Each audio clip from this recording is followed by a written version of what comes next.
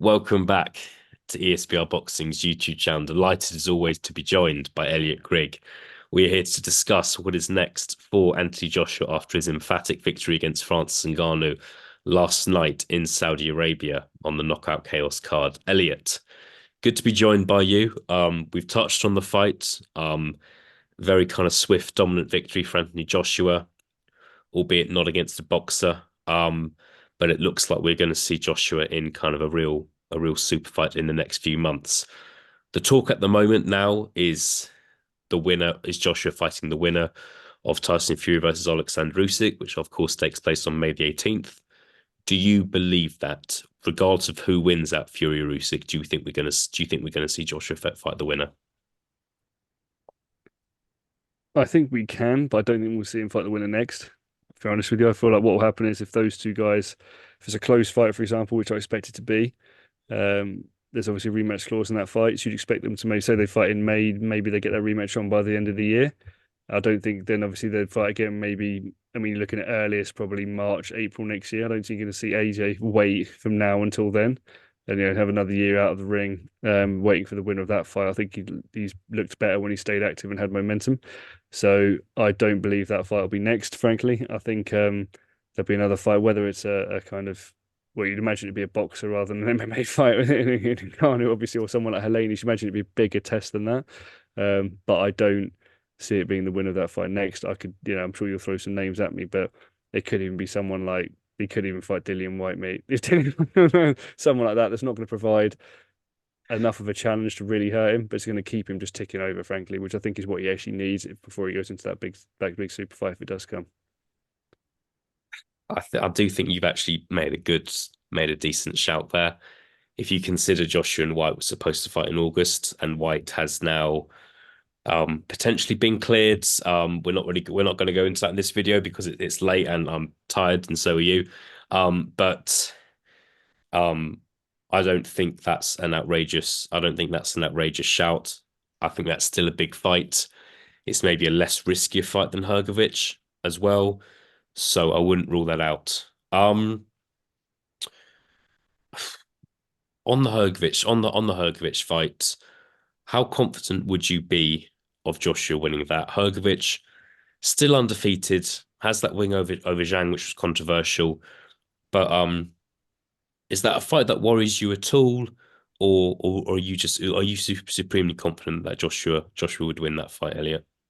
I'm supremely confident. I mean, look, that was Zhang. Look, obviously, Hrgovic has got 14 KOs, I think, and 17 victories. So obviously carries power to a certain degree, but most, as you said, those victories are against people that aren't obviously at AJ's level. When you do, obviously, with Zhang. I think this version of AJ absolutely runs through Hrgovic. I think Hrgovic, I don't want to borrow Tyson Fury's sort of phraseology too much, but I think it's just too stiff, frankly, and too slow. I genuinely feel that AJ has got the speed, the athleticism to really stick it on Hrgovic. And as we've seen the last couple of fights, when he seems to have got a bit of bite under Ben Davidson, the power to stop him. So I actually think AJ could really, if he wanted it, I think he could genuinely put him out of their first half of the fight. I really do. I genuinely think he could get him out of their first six. I think the golfing class and speed would be that much that he could do that. So yeah, but then obviously, look, don't get me wrong, he could also be caught. We've seen AJ get hit and hurt before. It's not beyond the realms of possibility that Hrgovic could catch him, but I'm supremely confident that AJ would come through that fight. Frankly, when I'm supremely confident, I'm talking like 75-25, even 80-20 sort of percentages. Yeah, don't necessarily disagree with you. I think Hrgovic didn't look great against Zhang. Had kind of that odd fight against Mark Demori back in December, which kind of nobody really asked for. Even against Dempsey McKean, I wouldn't say he looked great in that fight either. So yeah, we'll see. I do agree. I think Joshua would be a strong favorite in that fight. Going back to what's kind of now a Fury Usyk Joshua weird triangle now. Um, if Usyk beats Tyson Fury on May the 18th, and for whatever reason there isn't a rematch, i.e., Tyson Fury retires, Fury kind of, I don't know, rematches Francis Ngannou maybe. Um, and do you think that not necessarily Joshua, but Joshua's team will go after the Usyk trilogy between Usyk and Joshua? Because I feel like Usyk beats Fury May 18th. That fight's a possibility. That fight's a possibility for September, October, November time, maybe. Do you see that possibly happening, Elliot? Because it sounds like if Fury beats Usyk, certain people would say there's a great chance of the Fury Joshua fight finally happening after all these years. So I'm going to kind of put that to one side and ask you about a potential Usyk Joshua trilogy fight.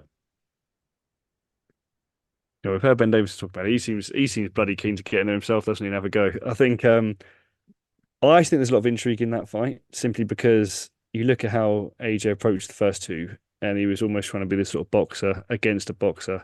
Mm. Looked didn't necessarily let his hands go in the way you expect and what you want him to do. And I feel like people would now go, you know what, Usyk's older. I mean, he'd be what, maybe 38 by then, maybe 30, even 39 by the time that fight happens. So obviously on the slide, age wise, and I think people just sit there and go, look, we just want to see AJ throw the hands at him, frankly, and see what happens. And I feel like if he went and did that and went out on his shield, say, I think people would give him the utmost credit for that. I don't think people would look at it like a failure. Whereas I think beforehand they were kind of going, there was disappointment and they felt like he left a lot out there in the first two, or definitely in the first one. So yeah, I think to be honest with you, there's a lot of intrigue in that fight, and I would love to see it. I actually think it'd be harder to call now if AJ did do that in the first two. I genuinely feel like it'd almost be sort of be pulling it back to almost like a 55-45 kind of fight, depending on how Usyk looks against Fury. So yeah, definite fight. I'd have definite intrigue in that, and definitely be up for that. Actually, over some of those other easier fights for me, which I see for AJ being, like we said, White and Hrgovic. I'd much rather see him have a crack at Usyk again while he's kind of on this. Well, he's got this confidence and Ben Davison in his ear, getting the psychology going. I'd actually much rather just have a little see of that and see how that goes again. Yeah, we will see. Definitely a possibility. I've got one final question for you, Elliot. Um, I've thought for a little while that when there were those four dominant heavyweights of Joshua Wilder, Fury, and Usyk, that there were those four guys, and there was a massive, just not a massive, but there was a decent sized golfing class between those four, and then the likes of Zhang, Parker, Hrgovic, Dubois, those guys. Since then, obviously, Parker's had that victory over Wilder. Parker's now beaten Zhilei Zhang as well. However, in my opinion, you've got Fury, Usyk, and Joshua, the top three, whichever order you want to put those guys in. And then I do consider there to be a decent golfing class between those three and everyone else at the moment. I don't think that the likes of Parker, Zhang, Dubois, Caballel, Makhmedov, whoever else you want to say, I wouldn't give any of those guys much of a chance against Fury, Usyk, or Joshua.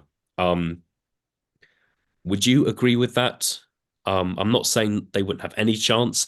I just think that there are the top three guys, and there's a big difference in class there. What are your thoughts on that? Do you agree or disagree? Yeah, you know what? Actually, I do agree. I do agree with you. I feel that certain fighters would present Usyk different challenges just because the size difference. I don't think Usyk's a natural heavyweight in the way that Fury and Joshua are. I'm not getting me wrong, I think he beat Makhmedov, but you throw someone like a giant in there with him like that, it's going to look a bit different. Um, and then Wilder again is one that like I feel like Wilder obviously we saw what happened with Joe Parker, and now we're like, well, Wilder can't be in the top four, which I do agree with. But equally, we don't know what sort of state or motivation Wilder was in. I feel like if he can get motivated and come back and have a couple of big knockout performances, maybe we could put him back in that top four. But then, there's a name that I do like, but I can't put him in obviously in the top four given his CV, and that is Frank Sanchez. I think Frank Sanchez is a guy that no one really wants to fight because he's smooth and slick and he's a hell of a fighter and he just won't ever get a chance. But like someone like him, I actually think could bridge that gap between someone like you talk about potentially those top three and the likes of Parker, the likes of Hrgovic. And then you also look at someone again who's not obviously been tested, but people have talked about for a long time, Jalalov as well. He's a guy that I'd like to actually really see have a crack, like the physical attributes he's got and the power he's got and the size he's got. I wouldn't mind seeing him pushed on as well. But I feel like all those guys need to fight each other. And like you say, Parker's almost like the sort of king at that level, even like Dubois maybe are those sort of guys that are beneath that top level. But them two guys aren't. They are not like pretenders to the throne in that way. So I do agree with you. I feel like we need more fights amongst those guys that are say like 4 to 12 to really kind of see where they're at because they kind of just seem to be tiptoeing around each other, Yeah, and it doesn't. And then I suppose because you see one guy lose like Joyce lose to Zhang, all of a sudden, like he's a forgotten man. But beforehand, we were going Joyce stop AJ, Joyce to stop AJ. So it's yeah, like it goes so quick, doesn't it, in that heavyweight division? But I feel like that there's the opportunity there for someone to have a run, sort of in those sort of 4 to 12, like Parker's done, but not Joe Parker because we've seen him fight Joshua before, and we know that he'd lose to Usyk, and he's probably not going to fight Fury because they're good mates. So we need someone else to rise out of that as well. yeah. But the opportunity's there.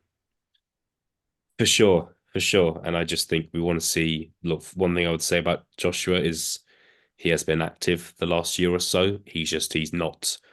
I hate to say this, but in he has not beaten a top five heavyweight for we're going back kind of 4 or 5 years now.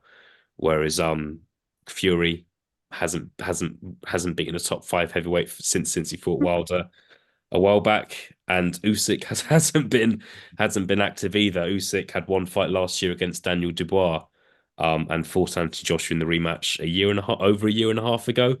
So those Mm. top three guys, as great as they all are in their own individual ways, um, haven't really been fighting that much. Whereas the likes of Joseph Parker, Joe Joyce, Zhilei Zhang, Daniel Dubois have been fighting. So it's frustrating and not that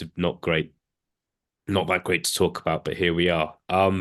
Interesting shout on Frank Sanchez. He's not something I really thought of, if I'm honest. But hopefully we see him in a more meaningful fight soon. He looked good against Junior Farr back in December, didn't he? Elliot, been great to review kind of another fight with you. We'll see what happens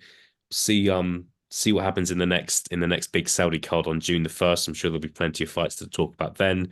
But in the meantime, I will speak to you again soon. Take care. Thank you very much. And as always, guys, thank you very much for watching.